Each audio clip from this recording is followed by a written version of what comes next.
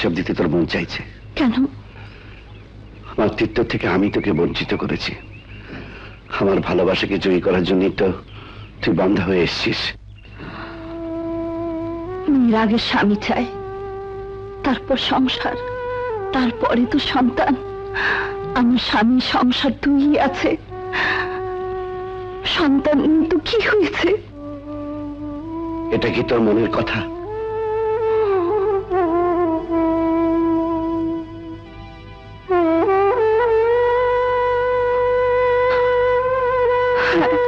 এটা তোর মনের কথা? এটা যদি তোর মনের কথা হয় তাহলে হেসে হেসে বল, বল হেসে হেসে।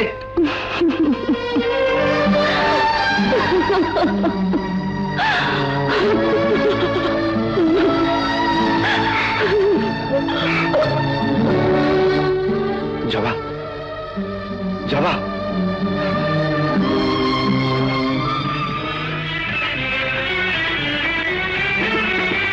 প্রথম যৌবনের বালা আমারে পাইয়া গলা, প্রেম শিখাইয়া গেল ছাইরা গেল গো, জ্বালাইল যে প্রেম আগুন, জল দিলে তা বাড়ে দ্বিগুণ।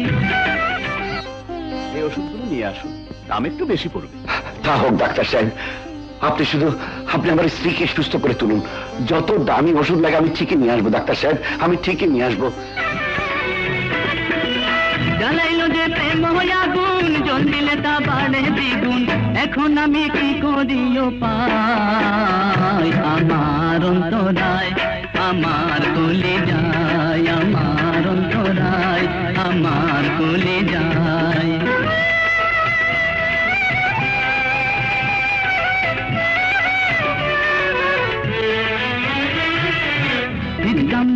বানাইয়া এক যুগে ভাটা সাজাইয়া, মাঝখানে আগুন জ্বালাইয়া দিল গো, ভিতরে পুড়িয়া সারা মাটি হইয়া যায় আঙ্গারা,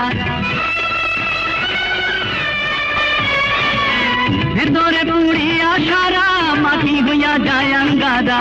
কেন এমন দশা হইল আমার বেলায়, আমার অন্তরায় আমার কোলে যায়, আমার অন্তরায় আমার কোলে যায়।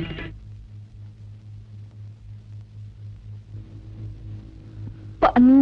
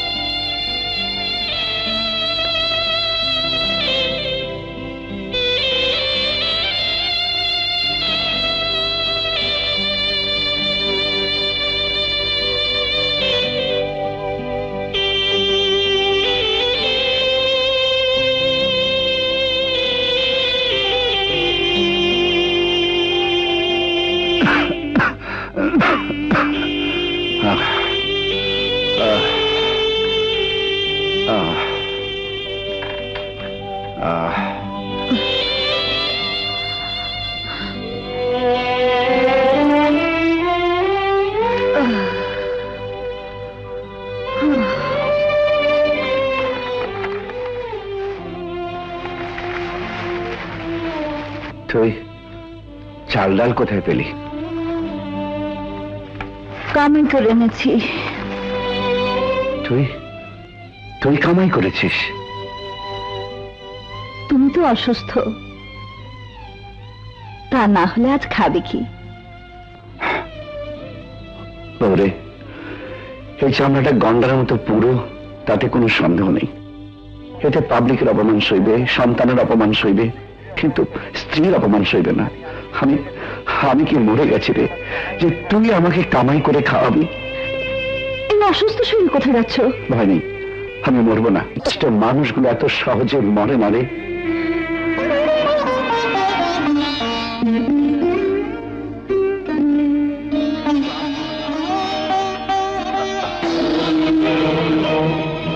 এই না,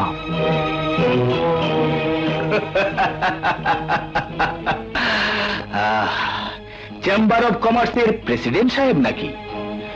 মালাটা কি তাহলে এই রাস্তায় এনে দেবো? হ্যাঁ?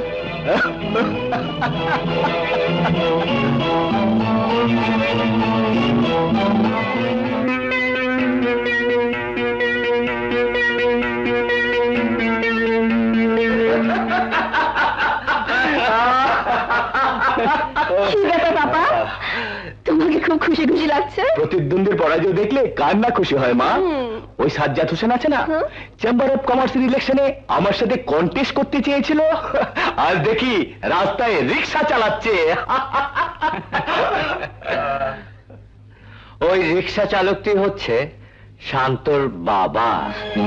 শান্তর বাবা? হ্যাঁ, শান্তর বাড়ি থেকে বিতাড়িত হয়েছে।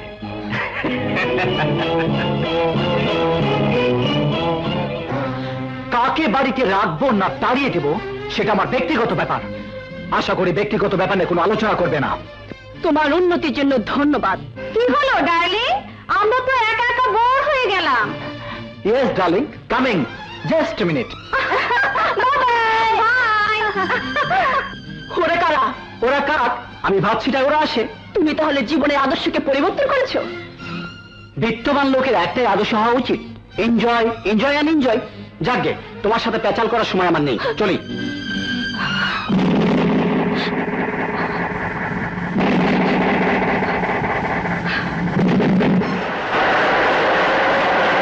বিত্তবান লোকের একটাই আদর্শ হওয়া উচিত, এনজয়, এনজয় অ্যান্ড এনজয়।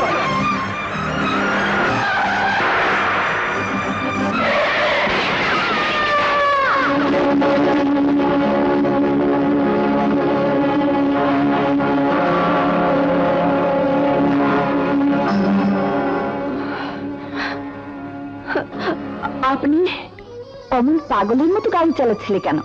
বেঁচে থাকার ইচ্ছে নেই বলে? হঠাৎ মরার শখ হলো কেন?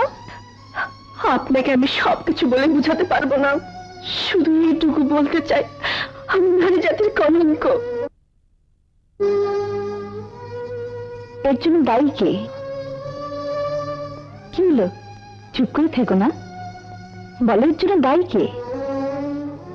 যার কারণে প্রাসাদ ছেড়ে আপনারা এই বস্তিতে উঠেছেন। তুমি কি বলতে চাও? শান্ত?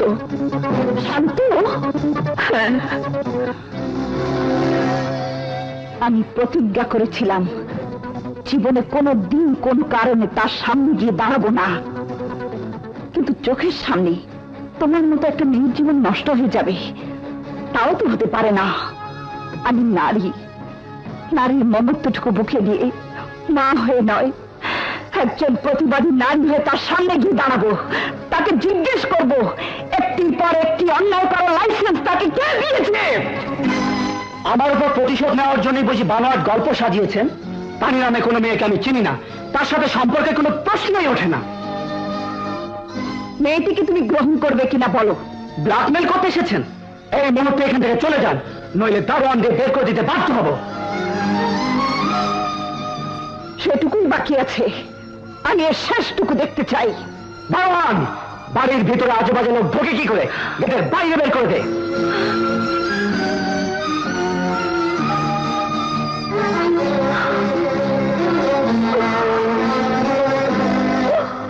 দারোয়ানের প্রয়োজন নেই, আমি যথেষ্ট।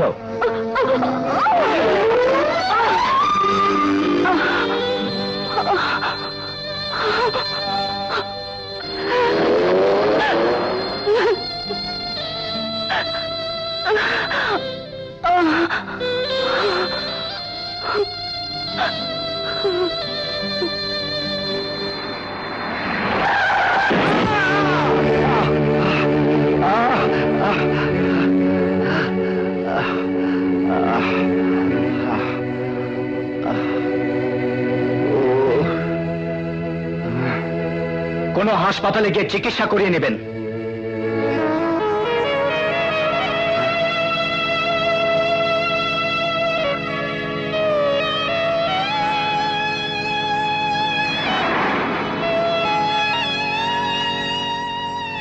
জবা, জবা, জবা, দেখ জবা, দেখ দেখ, তো সেই টাকা দিয়ে আমার রক্ত কিনেছে। আজ বুঝলাম আমার রক্তের দাম আছে। দেখ জবা, দেখ দেখ। সুখের মাঝে দুঃখের রাগিনী, এর নাম জেনেছি জীবন কাহিনী। তোর কপালে রক্ত কেন? কপালের দোষে। কি করে এমন হলো বল? কে তোর কপাল ফাটিয়েছে? যে তোর কপাল ফাটিয়েছে। শান্ত!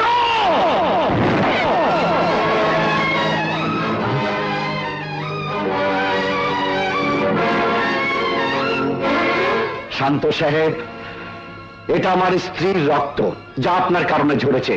বলুন, এর কি মূল্য দেবেন? কি চান আপনি? একটা জীবন, সামান্য একটা জীবন, যাকে আমরা তেলে পুষে বড় করেছিলাম, যার ভিতরে মনুষ্যত্বের বীজ আছে। হ্যাঁ, তুই তুই সে অমানুষ। আজ আমি তোকে ক্ষমা করব না। কোনো অভিমান বুকে নিয়ে এখান থেকে ফিরে যাব না। আজ আজ আমি তোকে খুন করব।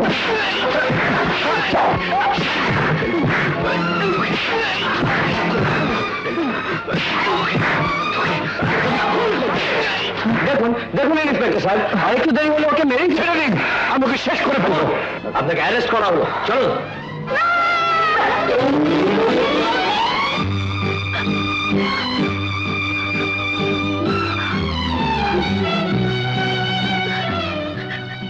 দারোগা সাহেব, দারোগা সাহেব, ওকে ছেড়ে দিন, ওর কোনো দোষ নেই। যাবা, তুই কাঁদছিস কেন? বিচার আমার জেল ফাঁসি যাই হোক, আমার কোনো দুঃখ নেই। দুঃখ শুধু আমার স্ত্রীর রক্ত যে ঝরালো, সেই অকৃতজ্ঞ বেঈমানকে শাস্তি দিতে পারলাম না। চলুন, আপনাদের যা কিছু বলার কোর্টেই বলবেন। কি বললেন? শান্ত এত নিচে নেমে যেতে পারলো? হ্যাঁ, আমি বলবো, কোর্টে মামলার অতীত ইতিহাস সম্পূর্ণ তুলে ধরব।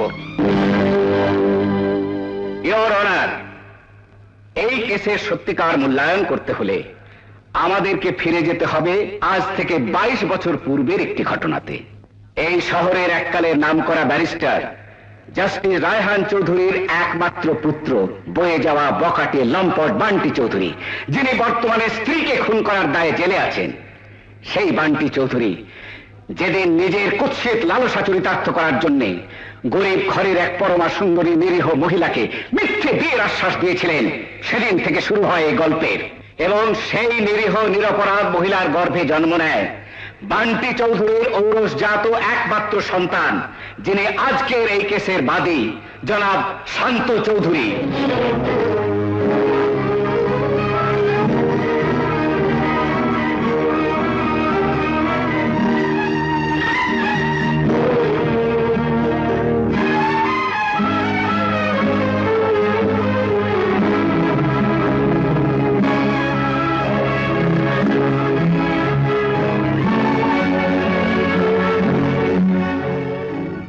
সমস্ত সাক্ষ্য প্রমাণ সাপেক্ষে মানবিক দৃষ্টিকোণ থেকে বিচার করে জনাব সাজ্জাদ হোসেনকে বেকসুর খালাস দেওয়া হলো।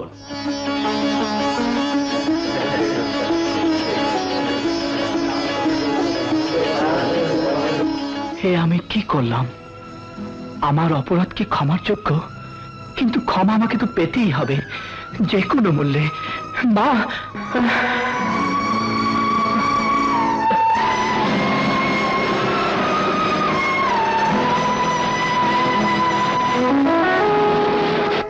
তুমি চলে যাও।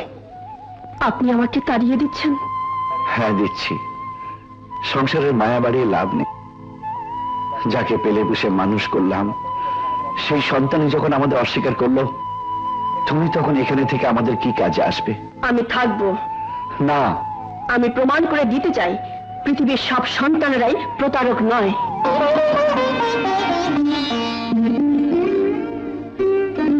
হ্যাঁ ঝন্টু, প্রায়শ্চিত্ত করা এখনো সময় আছে। প্রায়শ্চিত্ত? হ্যাঁ হ্যাঁ, প্রায়শ্চিত্ত। বাবা মাকে বাড়ি থেকে বের করে দিয়ে যে অপরাধ করেছে, তার কোনো ক্ষমা নেই। যে কোনো মূল্যে তাদেরকে খুঁজে বের করে ক্ষমা চেয়ে নিতে হবে। কিন্তু এখন তাদেরকে কোথায় খুঁজে পাবি? সম্রাট আকবর তার সন্তানের জন্য নগ্ন পায়ে রাজস্থান মরুভূমির তপ্ত বালু পেরিয়ে মাজারে গিয়েছিলেন। আর আমি কিনা টেকনাফ থেকে তেঁতুলিয়া পর্যন্ত তাদেরকে খুঁজতে পারবো না।